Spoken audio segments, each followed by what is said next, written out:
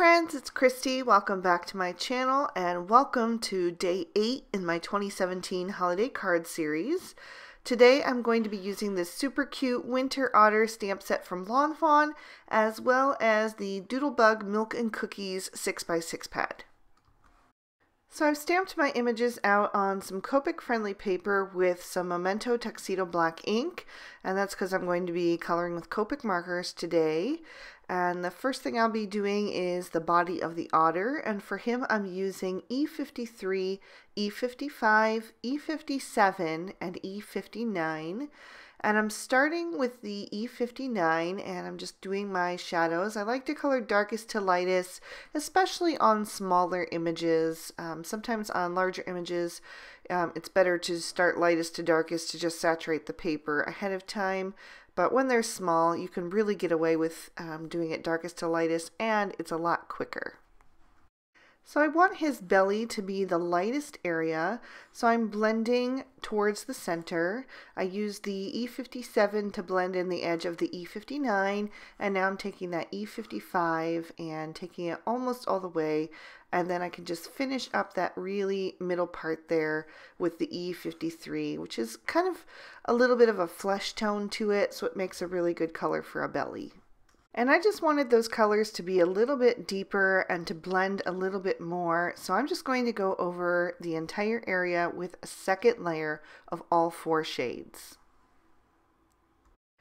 Once his body is finished, I'm going to move on to his head, and I like to do that with images that are clearly divided into different areas. You see that scarf is kind of separating the two, so it makes it really easy to just work on one area at a time, which is good for your blending. That way the markers stay wet longer on the paper and it just makes it nice and easy to blend. And then I will do a double layer on his face as well so it matches up with the rest of his body. For his little feet, I'm using just the E55, E57, and E59, and I'm shading up from the bottom because I felt like that would be where they would be cast in the most shadow. I wanted to give him a green scarf, so I'm using YG03, YG05, and YG07. And I started with that YG07, just shading on the sides towards the center, and I quickly realized that that was not dark enough for me, so I pulled in the YG09. I really do like a lot of contrast in my coloring, and I felt like this scarf wasn't standing up to the rest of the otter image. So now I'm just taking the YG07, YG05, and YG03 and just shading back towards the center. And then I will come in again with the YG09 and YG07, just those 2 darkest shades, and just add that contrast back in because I really felt like it was getting lost. And for the candy cane, I'm taking R29 and coloring in every other stripe. For my focal panel, I die cut a circle out of some pattern paper with the Lawn Fawn Stitched Circle Stackables die, and then 2 pieces of vellum using the Ocean Wave borders. I'm going to take some Tombow Mono liquid glue and just add a dab of that to the back of my little candy cane so that I can adhere that down to the otter right between his little paws. I'm going to hold my vellum in place so that I can put my little otter on top, and the reason I'm doing that before I adhere the vellum down is because now I'm going to know exactly where I can place that glue and have it not show on my focal panel.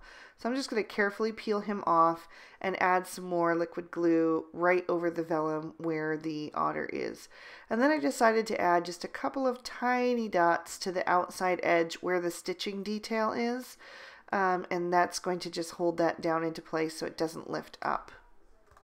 For my top piece of vellum, I'm going to add a dab of glue to the crest of each of those waves and adhere that down, and then I'm going to cover that up by adding a little bit of glue right to the top of each of those waves, both the front and the back. And then I'm going to take some of the new Lawn Fawn Chunky Iridescent Glitter, and I'm going to sprinkle that all over the top of that. So I added a blank white folded card underneath my piece to catch the extra glitter. You could also use a piece of scrap paper. This is just what I had nearby, so I grabbed it. I poured a generous amount into that liquid glue and tapped it in with my finger just lightly, and then turned that over and flicked off any excess. I can also scrape off any bits that I don't want with my fingernail before that dries. And then I can just really quick and easy tap all the extra glitter back into the jar and save that for another project. While that glue is drying, I thought I would go ahead and stamp the inside of my card.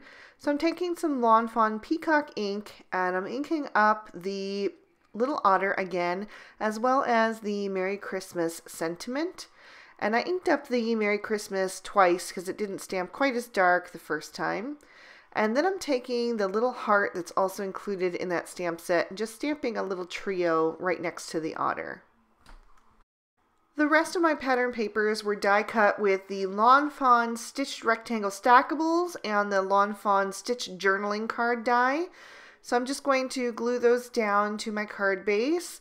I'm using this pink polka dot pattern first, and then I've got this red and white stripe that's going to tie in with our little candy cane that the otter is holding. And I'll adhere that down right in the center. I'll take my focal panel that's dry now and add some more liquid glue to the back of that and just layer that right on top. I've got a sentiment that I die cut with the Everyday Sentiment Banners dies, and I just stamped out the rest of the sentiment that comes with the Winter Otter stamp set, which says "Have an Otterly Cozy Winter." Super cute. I'm going to take my favorite crystal stickles and add a few dabs to his scarf and also to the little candy cane. I like to just use this as an accent. I don't like to coat things in it completely. That way it just really catches the light when the recipient picks it up. And as a bonus, it dries faster. As a finishing touch, I took 3 of the Lawn Fawn Stitched Snowflake dies and die cut them out of some plain white cardstock. And now I'm just going to adhere them to my card by adding a little bit of liquid glue to the centers and to the very tips of the snowflakes. So I've got one of the larger ones that I'm going to place in that top left corner, and then 2 of the smaller ones that I'll use as accents, kind of making like a visual triangle on the card. And I'll set a large acrylic block on top of that until the glue dries, just to hold everything flat into place.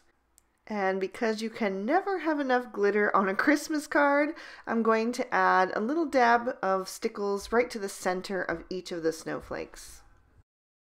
And that is going to complete our card for today. I'll lift that up to the light so you can see all that pretty sparkle and give you one last peek at the inside.